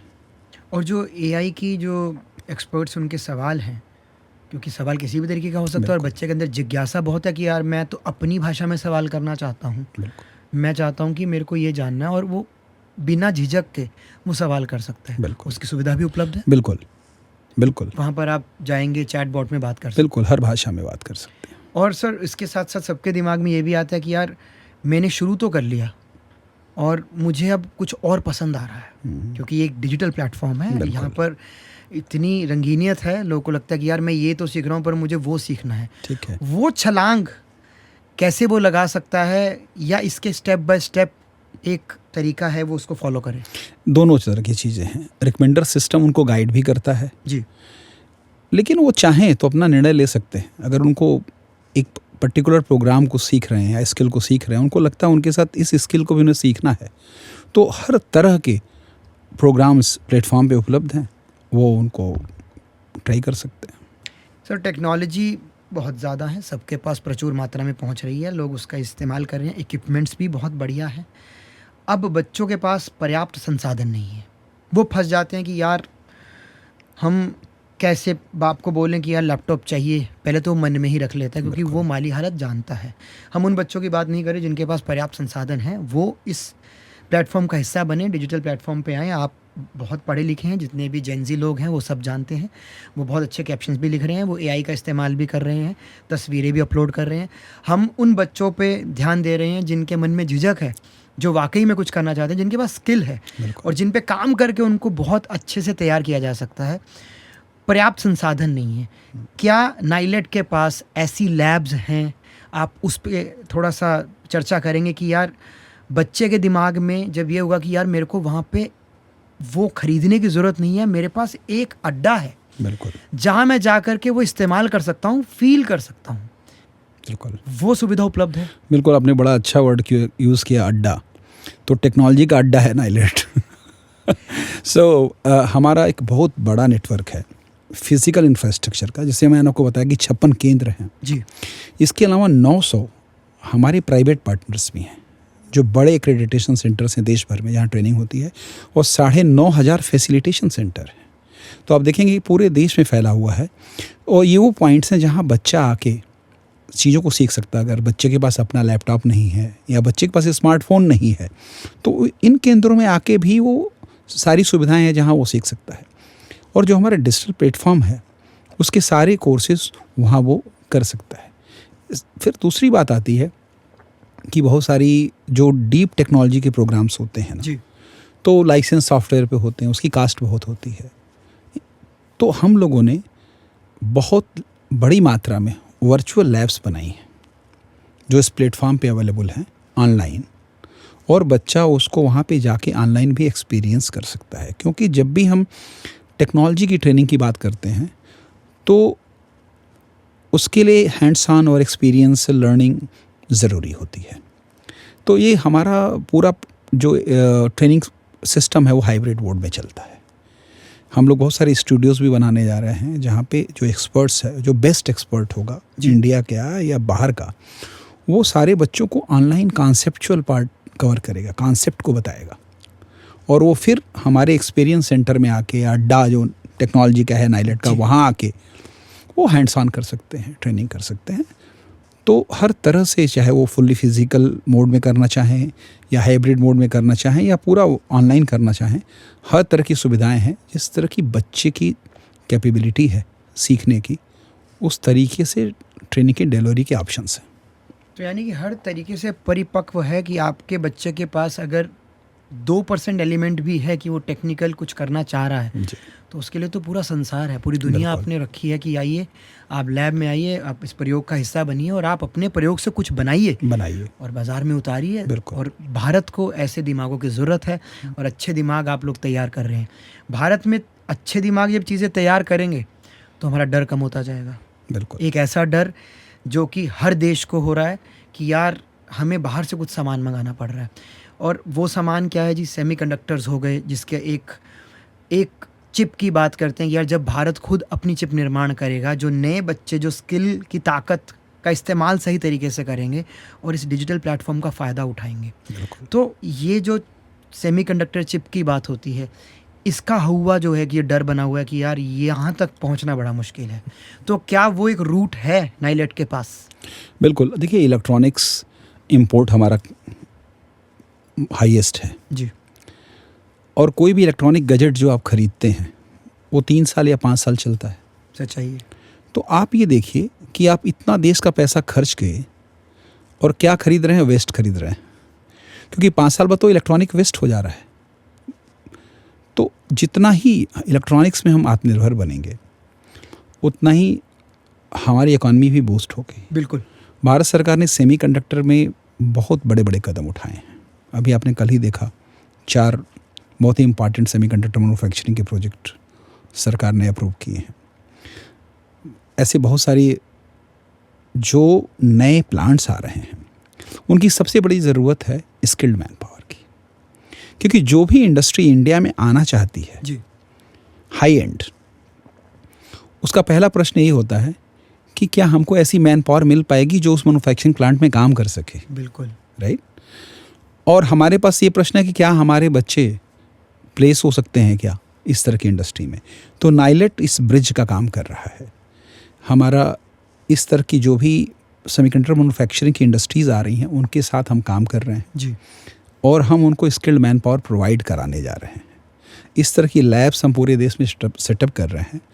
उनके साथ मिल के हमने ट्रेनिंग प्रोग्राम बनाए हैं और यही मॉडल है कि नाइलेट बच्चों को स्किल करेगा और वो सेमीकंडक्टर मैन्युफैक्चरिंग प्लांट्स में प्लेस हो जाएंगे। तो यानी कि सबसे बड़ी बात है कि नाइलेट के पुल पर चढ़ के आप प्लेसमेंट भी हासिल कर रहे हैं और साथ के साथ भारत के लिए उत्कृष्ट सेमीकंडक्टर्स बनाने का जो प्रोसेस है उसका हिस्सा भी बन गए। और इसके अलावा आप एक एंटरप्रेन्योर बन सकते हैं, आप अपने प्रोडक्ट बना सकते हैं, अपने इंटेलेक्चुअल प्रॉपर्टी क्रिएट कर सकते हैं।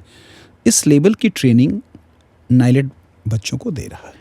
और सर इस सेमीकंडक्टर के फील्ड से जुड़े और बहुत से फील्ड हैं। जब प्लेसमेंट की बात करते हैं तो बच्चों के कान खड़े हो जाते हैं कि यार यहाँ प्लेस हो सकता है, यहाँ नौकरी मिल सकती है, क्योंकि अंततः सबके दिमाग में, माता पिता के दिमाग में, बच्चे के दिमाग में है कि मुझे कमाना है। बिल्कुल। और तकनीक के ज़रिए कमाना है। तो ये जो आपने बात करी कि देश की इकॉनमी के लिए भी बहुत इंपॉर्टेंट है, साथ ही साथ उस बच्चे की स्किल डेवलप करने में नाइलेट पूरा हिस्सा निभा रहा है। तो वो जो दूसरे फील्ड हैं, हमने सेमीकंडक्टर की बात करी, और क्या क्या फील्ड हैं जो कि आप क्लियर कर सकते हैं कि यार देखो आप यहाँ भी प्लेस हो सकते हो, यहाँ भी प्लेस हो सकते हो, इस डिजिटल प्लेटफॉर्म के तहत आप ये भी कर सकते हो। देखिए डिजिटल स्किल्स की ज़रूरत तो नौकरियों में हर लेवल पे है जी। चाहे वो हाई एंड जॉब हो, आर्टिफिशियल इंटेलिजेंस में हो, सेमीकंडक्टर में हो, साइबर सिक्योरिटी में हो, क्लाउड में हो, या और भी कोई भी टेक्नोलॉजी हो, जैसे ऑटोमोटिव इलेक्ट्रॉनिक्स है जी, या वेयरेबल इलेक्ट्रॉनिक्स है। आज सारी डिवाइसेस आ रही हैं जो कि, तो ऐसी बहुत सारी इंडस्ट्रीज़ हैं। इसके अलावा जो एलाइड इंडस्ट्रीज़ हैं जो कि अदर तरह की मैन्युफैक्चरिंग करती हैं, उनमें भी बहुत सारे डिजिटल टूल। अब आज की डेट में आप कार को क्या कहेंगे, मैकेनिकल डिवाइस कहेंगे या ये पूरा कंप्यूटर ही है अगर आप देखेंगे तो या प्रोसेसिंग इंडस्ट्री है जहाँ पे ऑटोमेशन हो रहा है। हर जगह कोई न कोई डिजिटल टेक्नोलॉजी है। आज हम यहाँ बैठे हैं, हमारे आसपास जितने भी डिवाइस हैं आप पाएंगे 99% डिजिटल डिवाइस है। 99% डिवाइस में कोई सेमीकंडक्टर चिप लगी हुई है। सबकी गाड़ियों में लगी, सबकी गाड़ियों में नहीं, यहाँ जितने डिवाइसेस सब में सेमीकंडक्टर की कोई चिप लगी हुई है अगर आप देखेंगे तो, है ना। तो इसलिए ऐसी कोई इंडस्ट्री नहीं है जहाँ पे डिजिटल स्किल लोगों के लिए जॉब नहीं है। जो हाईएस्ट जॉब अपॉर्चुनिटी है वो डिजिटली स्किल लोगों के लिए। इवन जो कंटेंट क्रिएटर हैं या जो एडिट कर रहे हैं उनको भी डिजिटल टेक्नोलॉजी चाहिए, उसके बिना वो नहीं यूज़ कर सकते हैं। आप कोई क्षेत्र ले लीजिए, अगर आप सोशल साइंस ले लें या आर्ट ले लें, वहाँ भी आर्टिफिशियल इंटेलिजेंस की ज़रूरत है। अगर आपको कोई पुराना आर्किटेक्चर है और टूट गया है, एक मूर्ति है, आपको नहीं पता कि वो आधा फेस कट गया कैसा दिखता होगा, एआई से आप रिक्रिएट कर सकते हैं, रिस्टोरेशन कर सकते हैं, ठीक है ना। तो ऐसी बहुत सारी, ऐसा कोई भी क्षेत्र नहीं है, चाहे वो कॉमर्स हो, आजकल बैंकिंग को लगता कि उसको एआई की ट्रेनिंग की ज़रूरत है। अगर बहुत बड़े सेक्टर को आप देखेंगे तो हर क्षेत्र में एआई जो है आल परवेसिव है और इसमें बहुत सारी नौकरियां आने वाली हैं। सेमीकंडक्टर में भी नौकरियां बहुत सारी होंगी, लेकिन निश्चित AI will be A bigger employment provider. और साइबर सिक्योरिटी, क्योंकि आज की इकॉनमी डिजिटल इकॉनमी है, हम सब मोबाइल यूज़ कर रहे हैं, और अगर सिक्योर नहीं है वो तो एक थ्रेट है इकॉनमी के लिए। बिल्कुल। सो ये सारी टेक्नोलॉजीज़ आप देखेंगे तो इंटरडिपेंडेंट, सेमीकंडक्टर, एआई और साइबर सिक्योरिटी एक ही परिवार का हिस्सा है। एक ही परिवार का हिस्सा है। आपको देश के लिए सिक्योर चिप्स चाहिए, आजकल एआई बेस्ड चिप्स आ रही हैं, तो आप देखेंगे तो कंप्यूटिंग पावर बढ़ेगी। कल को जो है क्वांटम कंप्यूटिंग जैसी, क्वांटम कम्युनिकेशन जैसी जो क्वांटम टेक्नोलॉजी, वो अगेन जो है पूरे टेक्नोलॉजी के सिस्टम को चेंज कर देगी।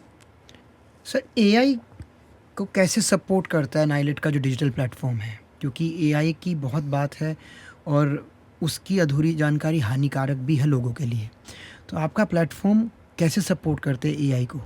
हमारे पास आर्टिफिशियल इंटेलिजेंस के लिए सारे प्रोग्राम्स हैं जी। छोटे लेवल से, स्कूल लेवल से लेकर के और पीएचडी तक के लेवल के प्रोग्राम्स हैं जहां आप सीख सकते हैं। चाहे वो एआई को यूज़ करना आपको सीखना हो, या एआई टूल्स को यूज़ करना सीखना हो, या आपको कोई आगे चल के अपने खुद की लैंग्वेज मॉडल डेवलप करनी हो, कोई प्रोडक्ट डेवलप करना हो, हर तरह की ट्रेनिंग की सुविधा नाइलेट में है। और हम आपको सपोर्ट करते हैं बहुत सारी कंप्यूटिंग पावर से भी, डेटा से भी, जो कि बहुत इम्पॉर्टेंट है एआई ट्रेनिंग के लिए।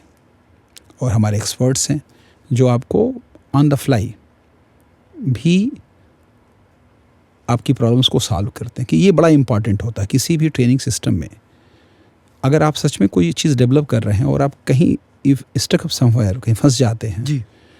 तो कोई एक्सपर्ट होना चाहिए जो आपको बता सके, निकाल सके बाहर। वो नॉर्मल ट्रेनिंग सिस्टम्स में अवेलेबल नहीं है। बट डिजिटल प्लेटफॉर्म में हमारे वो टिकटिंग बेस्ड सिस्टम होगा जिसमें वो अपनी कंसर्न को रेज कर सकता है और some expert will handle it. Tripathi sir, Uttar Pradesh जहाँ सवाल की ज़रूरत है नहीं, क्योंकि उत्तर ही वहाँ पर है। लेकिन आपसे इतने सवाल पूछने हैं, इतने सवाल की ये जो एक जिम्मेदारी आप लेकर के चल रहे हैं ना डिजिटल प्लेटफॉर्म की, तो आपके पास जवाबों की भी लड़ी है। मैं जानना चाहता हूँ आपका जो पूरी ये सफ़र शुरू हुआ, प्रोफेसर साहब आप अब हैं, इससे पहले शुरुआत, वो जो डर क्या आपके मन में भी हावी था? विज्ञान से आपकी दोस्ती कब हुई? मेरी विज्ञान से दोस्ती जो है बचपन से ही है। अच्छा जी, मतलब उस टाइम अगर टैटू होता तो आप विज्ञान लिखवाते? बिल्कुल। वाह। तो क्योंकि मेरे घर में हमारे जो ग्रैंडफादर थे जी। और काफ़ी लोग गणित के टीचर थे, तो गणित से बहुत अच्छा मेरा नाता रहा और उस नाते विज्ञान में भी रुचि हुई। और फिर मैंने गोरखपुर से ही पढ़ाई करी अपनी इतनी सारी। शांत, मतलब तब भी आप बिल्कुल विज्ञान से जिनकी दोस्ती हो जाती है इतने शांत होते हैं? नहीं, मैं शांत नहीं था। यही तो जानना है। हाँ, तो मैं शांत बिल्कुल नहीं था और काफ़ी शैतानी भी करता था बचपन में और खेलता भी था। खेलने में बहुत रुचि थी मेरी और मुझे लगता है कि खेलना लाइफ का बड़ा इम्पॉर्टेंट पार्ट है, वो आपकी पर्सनालिटी को डेवलप करता है। ये मेरा निजी अनुभव रहा खेल के साथ। और पढ़ाई भी साथ चलती रही, शैतानी भी चलती रही, जैसा कि उम्र के साथ फिर आदमी शांत होता ही जाता है जब वो जीवन को बहुत देख लेता है। तो ये ऐसा रहा। तो सर उस टाइम का माहौल जो आज का माहौल है बिल्कुल ही विपरीत, क्योंकि अगर मैं बात करूं कि 90 के दशक में आप पढ़ाई कर रहे थे तो उस समय तो यही नहीं पता होता था कि भाई क्या है, कहीं कंप्यूटर आया हुआ है, क्या हो रहा है, क्या करना है 12वीं 11वीं के बाद। आसपास का माहौल ही कुछ और है, गांव में क्या चल रहा है, गांव में क्या बातें हो रही हैं, उसके बीच से जो आपने रुचि विज्ञान में ली और आप उसको इतनी दूर तक लेकर आए, वो किसी ने हेल्प करी? कोई माहौल था जो आपने पकड़े रखा, या अब लुक अप टू कर रहे थे यार मुझे ये करना है? देखिए, छोटे शहरों में उस समय बहुत ही लिमिटेड ऑप्शन एक तो होते थे। लोग या तो इंजीनियर बनना चाहते थे या डॉक्टर बनना चाहते थे, यही दो चीज़ें हम जानते हैं। और हमारे यहाँ गोरखपुर में चूँकि वो नॉर्थ ईस्टर्न रेलवे का हेडक्वार्टर है, तो बहुत सारे लोग रेलवे में नौकरी करना चाहते थे। ओह, ये भी है गोरखपुर में, ये भी खासियत है कि रेलवे में मिल जाए बस बढ़िया मिल जाए, तो ऐसा समय था।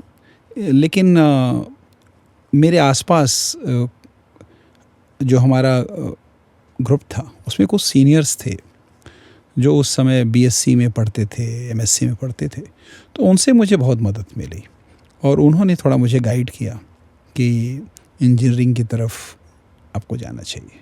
तो वहाँ से आपके दिमाग में आया कि नहीं इंजीनियरिंग, और उसके बाद फिर ये कब मन में आया कि मुझे पढ़ाना भी है, क्योंकि पढ़ तो आप रहे ही थे, ये इवेंचुअली होता गया या फिर प्लान में था कहीं? नहीं, ऐसा प्लान में नहीं था, क्योंकि उस समय किसी के भी प्लान में यही होता था कि बीटेक करके वो नौकरी करेगा, तो मेरा भी वैसा ही प्लान था। और मैंने गोरखपुर से बीटेक करने के बाद 94 में डिपार्टमेंट ऑफ एटॉमिक एनर्जी में जैसे साइंटिस्ट ज्वाइन किया अहमदाबाद में। इंस्टीट्यूट फॉर प्लाज्मा रिसर्च है गांधीनगर में, मैं वहाँ था साइंटिस्ट। फिर वहाँ से मैं गोरखपुर वापस आया। CEDT एक संस्था थी, centre for electronics design technology of India, वहाँ भी साइंटिस्ट होके आया। वहाँ उसके दौरान मैंने अपनी PhD की, और वो PhD मैंने यूं ही की। यूं ही PhD कर ली? सोचिए कितनी बड़ी डिग्री, यूं ही बस कर ली कि कुछ और पढ़ लेते हैं, ऐसा करते हो। तो पहले मतलब ये चीज़ थी कि चलिए कुछ और पढ़ लेते हैं, जो अब नहीं है। हाँ। और आप उत्तर प्रदेश से गुजरात गए। बिल्कुल। ठीक है, वो चेंज कैसा महसूस हुआ आपको कि आप इतने टाइम से गोरखपुर में पढ़ रहे थे, फिर अहमदाबाद गए आप? हाँ, वो बहुत बड़ा चेंज था मेरे लिए, गोरखपुर से और गुजरात शिफ्ट होना जी। क्योंकि बहुत सारे उस ज़माने के हिसाब से दोनों में बहुत डिफरेंस था। वही बिल्कुल एकदम ही स्टेट चेंज हो रहा है और फिर वहाँ की हर चीज़, कल्चर भी चेंज हो रहा है, बहुत सारा परिवर्तन हुआ। और मुझे भी गुजरात ने बड़ा बदला, और वहाँ मैंने बहुत कुछ सीखा। 5 साल के दौरान मैंने गुजरात में बहुत कुछ सीखा, और आज भी गांधीनगर मेरा फेवरेट डेस्टिनेशन है अगर मुझे कहीं सेटल होना हो तो। वाह क्या बात है, मतलब इतनी आबो हवा आपको पसंद आई। ये अच्छी बात आपने पहले भी बोली कि घूमने से और खेलने से इंसान के व्यक्तित्व में निखार आता है। और ये जो 5 साल का सफ़र आपने गोरखपुर से अहमदाबाद का तय किया, इसके अंदर आपके जीवन में बहुत बदलाव आया। और फिर वापस आप गोरखपुर आया, फिर आपने वहाँ से PhD का जो एक, हाँ, तो हाँ मैंने नौकरी के दौरान ही PhD करी, और फिर मैं दिल्ली आया, और मैं नाइलेट में ही ज्वाइंट डायरेक्टर होके आया था। और 2012 में मैं एसोसिएट प्रोफेसर ज्वाइन किया दिल्ली टेक्नोलॉजिकल यूनिवर्सिटी में, DTU में जी। फिर मैं 2015 में वहाँ प्रोफेसर हुआ, और वहाँ से फिर मैं नाइलेट का DG होके ज्वाइन किया। तो आपकी इस यात्रा में विज्ञान तो शामिल ही है। बिल्कुल। सबसे जो मूल मंत्र तकनीक आपका पीछा नहीं छोड़ रही थी। बिल्कुल। और फिर आपने भी ये ठान लिया कि जीवन में चलो जब इतनी तकनीक मेरे जीवन में शामिल है तो क्यों ना मैं एक ऐसे प्लेटफॉर्म का हिस्सा बन जाऊं जो कि आने वाली जनरेशन के लिए एक बहुत बड़ा काम करे। तो जब नाइलेट के लिए आप चुने गए, जब आपके ऊपर एक जिम्मेदारी, आप डायरेक्टर बने, तो आपके दिमाग में बहुत जल्दी जल्दी चीज़ें डिवाइड हो गई थी कि यार ये इस तरीके से काम करना है, क्योंकि बहुत बड़ा काम था, देश के लिए भी, आपके खुद के लिए भी एक बहुत बड़ी रिस्पॉन्सिबिलिटी थी। बिल्कुल। ये जिम्मेदारी लेने में कितनी ताकत लगी आपकी? हाँ, इसमें बहुत ताकत लगती है, क्योंकि दुनिया में कोई भी चीज़ को सोचना तो बहुत आसान है, लेकिन इम्प्लीमेंटेशन बहुत ही कठिन पार्ट होता है उसका।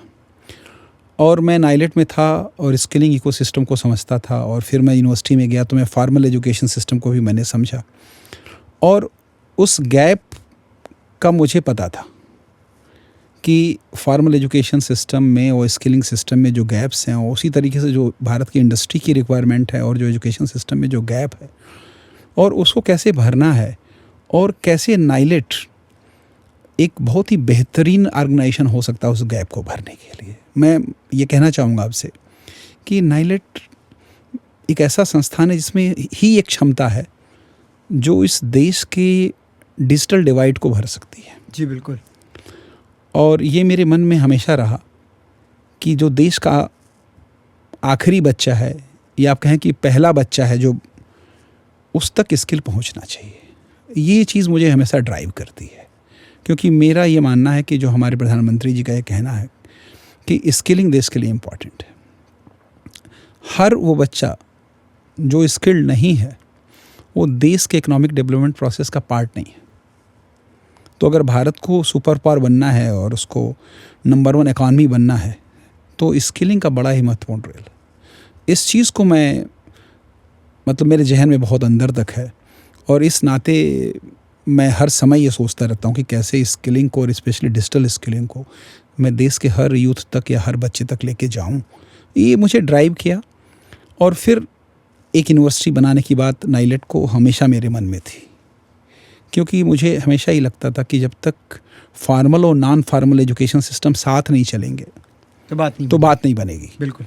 तो वो बना, लेकिन डिजिटल यूनिवर्सिटी का ख्याल तब नहीं था जब मैंने ज्वाइन किया था।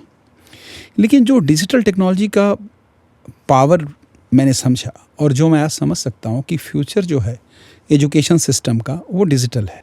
तो अगर आप फिजिकल एजुकेशन में बहुत फोकस करेंगे तो अपनी टीचर ही नहीं ला सकते हैं। किसी भी टॉप यूनिवर्सिटी में बहुत सारी टीचर की फोर्स 30% 35% खाली पड़ी।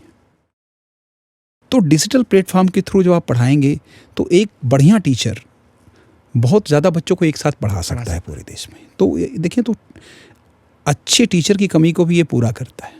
तो हर बच्चे का ये राइट है कि वो बेस्ट टीचर से पढ़े।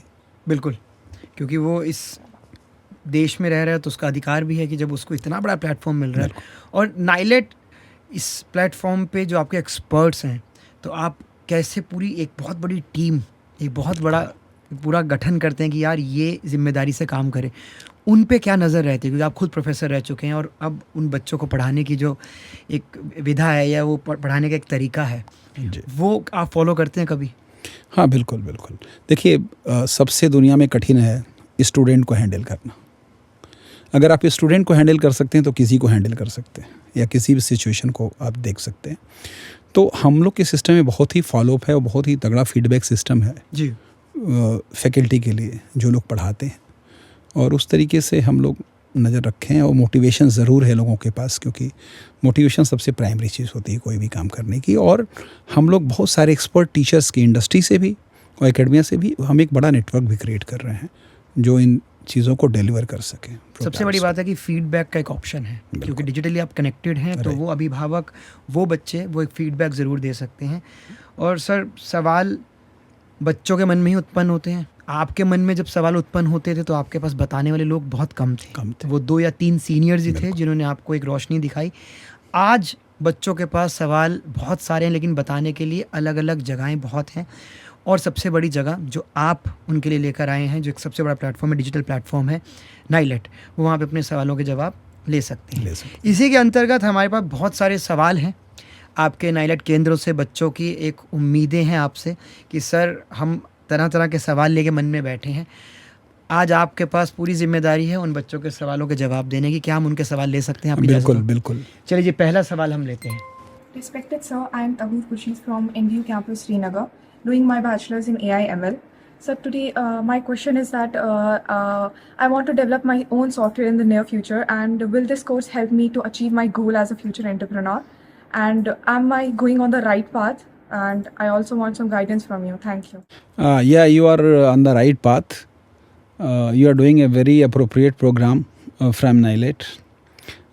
I know that this program is having a lot of theoretical component as well as lot of practical components. Hands-on is there, and internship is part of this program. So you are certainly doing the right program. But to become an entrepreneur, you need some other kind of support, which NILET is already providing. We have a starter program in NILET, and through that starter program, we will be getting a lot of mentors for you and some seed funding also to work on your projects. So hopefully, if you are interested and you have some idea, very soon our team will reach you and connect you with the industry. And if there is any need for some seed funding, that will also be provided to you. बहुत बड़ी बात है sir, Srinagar के केंद्र से सवाल आ रहे हैं और इतने सही पाथ पर बच्चे इस डिजिटल प्लेटफॉर्म के ज़रिए ये भी सोच रहे हैं कि हम अपना सॉफ्टवेयर बनाना चाहते हैं। बिल्कुल, ये एक बहुत बड़ी उपलब्धि है और इसके लिए बधाई के पात्र आप हैं, क्योंकि ये बिल्कुल सही पाथ पे आपने बताया। और मुझे लगता है कि आपके इस रास्ते पर आपकी टीम भी बहुत बढ़िया काम कर रही है। नॉर्थ ईस्ट में हमारे सिर्फ स्केलिंग इकोसिस्टम ने 25 स्टार्टअप नाइलेट स्टूडेंट्स से क्रिएट किए। 25 startups. 25 in the northeast only. चलिए सवाल अगला लेते हैं और जानते हैं उनका क्या सवाल है। Good morning. I am Anjana, currently pursuing MTech Electronic Design Technology from NILIT, Calicut. My question is, how will NTU digital platforms will enable students to jointly work on live projects in the field of embedded system, IoT, VLSI, automotive electronics, regardless of their locations? So this is a very good question, and that's the idea behind the digital platform, that you all the students and faculty, they can collaborate with the students and faculty of other NILIT centers as well as the faculty and students of other institutions also. So this platform will be a common place where you can discuss, you can work with other students, other institutions also, and you can work on some collaborative projects. So this platform is there for you, and already you know that we have a smart lab available in NILIT, which is first of its kind in India, where all the practicals and prototyping related to IoT, embedded system and VLSI you can do online. So many students are from different universities are using it, and we have a target to train 1 lakh students through this. So certainly the platform will help you to collaborate with more bright people and work on some bigger projects and industry.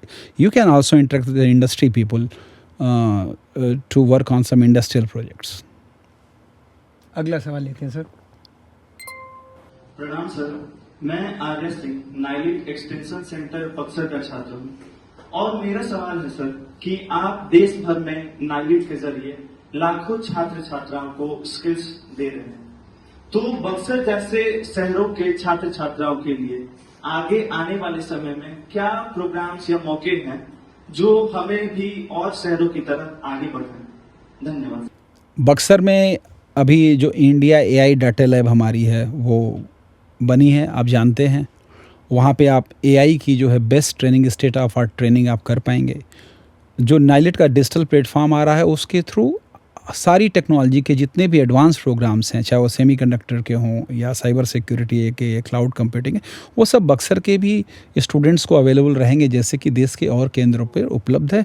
वैसे भी जितने भी NSQF programmes हैं हमारे, वो सारे के सारे आपके केंद्र में भी चल रहे हैं। आपके पास चॉइस है, आप चाहें तो वहाँ करें या इस प्लेटफॉर्म का यूज़ कर सकते हैं। Sir, I am Nisa Tunyamata, a student in NILIT Kohima pursuing my MTech in Cyber Forensics and Information Security. Given the Northeast's unique challenges, such as limited infrastructure, smaller markets, and the need for domain-specific digital solutions, how can NILIT support young entrepreneurs to not only build startups locally, but also scale them to compete nationally and globally? Yeah, you are in one of the best center of NILIT, which has one of the best facility for cyber forensic and cyber security. But we understand that you need some more support in terms of computational power, in terms of data, in terms of experts working with you. That NILIT is providing as per the starter program of NILIT, which is very much active in the Northeast also. So you please reach out to your director and faculty, and they will help you to connect you to the relevant experts. And also this digital platform will give you a lot of virtual lab facility in the cyber forensic and cyber security, which you can use for learning more advanced topics in the cyber security and cyber forensics. Respected sir, I am Muskan Jha, pursuing BCA from NILIT Guwahati. Sir, while semiconductors are outside our current curriculum, we see a huge scope in connecting our computer skills to this industry. I would like to know, with the upcoming Tata OSAT semiconductor packaging plant in Jagi Road and the increasing national focus on semiconductors, how does NILIT envision to involve its students so that in 5 to 10 years we are not just spectators but active members in the growth of semiconductor industry, and ensuring that the regional workforce aligns with the national priorities and industry needs? Thank you. NILIT has taken a very advanced step for semiconductor manufacturing, especially in the Northeast. So you know that Tata OSAT plant is coming in Guwahati, We have signed a MOU with Tata. Now we have existing MOU. As part of the MOU, we have developed 14 programs for semiconductor manufacturing, which is very specific to the needs of the upcoming plant. So we have been given this responsibility to train and skill all the students of the Northeast and the country, and they will be, after the training, will be employed with the upcoming plant of that Tata OSAT plant. Also, any semiconductor initiatives or manufacturing, maybe in Gujarat or Uttar Pradesh or any other state when it is coming up, NILET is working with all the industries to create curriculum which is relevant to them as per the requirement of the manufacturing plants, and then provide the talent required to them to run the plant. So this way we have already taken very advanced step in this direction. Thank you so much sir. सारे सवालों के जवाब आपने बहुत ही relevant तरीके से उनकी आसान ज़िंदगी कर दी है, क्योंकि उनके पास ये सवाल थे कि वो सही पाथ पे हैं या नहीं। और दूसरा, आपके अनुभव ने इस प्लेटफॉर्म को, डिजिटल प्लेटफॉर्म को बहुत कुछ दिया है। एक तो सबके पास उतनी ऊर्जा है कि वो उसका उपयोग करके यहाँ तक पहुँचे। मैं आपके अपने अनुभव से ये जानना चाहता हूँ कि आदमी थकता है और हारता भी है, और इस चीज़ को हासिल करने के लिए बार बार गिरता भी है। वो एक ऊर्जा आपको आज तक बनाए रखी है, वो क्या स्रोत है ऊर्जा का कि आप बार बार खुद को जगाएं और कोशिश करें कि यार हारना नहीं है, क्योंकि एक डिजिटल प्लेटफॉर्म आपके लिए है। अगर आपके पास स्किल है और आप स्किल्ड होके खुद को डेवलप कर सकते हैं और देश की इकोनॉमी का एक हिस्सा बन सकते हैं, वो ऊर्जा का स्रोत क्या है? देखिए, हर जर्नी में, आप किसी की भी जर्नी देखेंगे तो उसमें सेम कर्व मिलेगा आपको।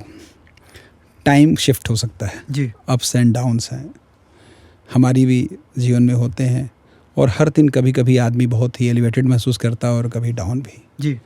लेकिन उसमें एक चीज़ मुझे जो हमेशा ड्राइव करती रहती है कि जब भी मैं ये सोचता हूँ कि मैं अभी तक उन सब तक नहीं पहुँच सका देश के नाइलेट की स्किलिंग प्रोग्राम को लेके जिनको ज़रूरत है, जी, and there are many people who are waiting, and that drives me every day. हम यही दुआ करते हैं। और सर, आपकी तरफ से नाइलेट इस डिजिटल प्लेटफॉर्म के जितने भी सवाल लोगों के मन में हैं, जितने भी आपके साथ जुड़ना चाहते हैं, क्योंकि अभी आप करोड़ों की बात करते हैं और देश की जनसंख्या के हिसाब से हम जितने ज़्यादा बच्चों को स्किल कर सकते हैं और वो डेवलप कर सकते हैं, तो ये पूरी जिम्मेदारी का काम नाइलेट बड़े अच्छे से निभा रहा है। आपके पास जो भी सवाल हैं, आप हमें डीएम कर सकते हैं, आप कमेंट्स में भी लिख सकते हैं। आपके सवालों के जवाब हम आप तक पहुंचाने की पूरी कोशिश करेंगे।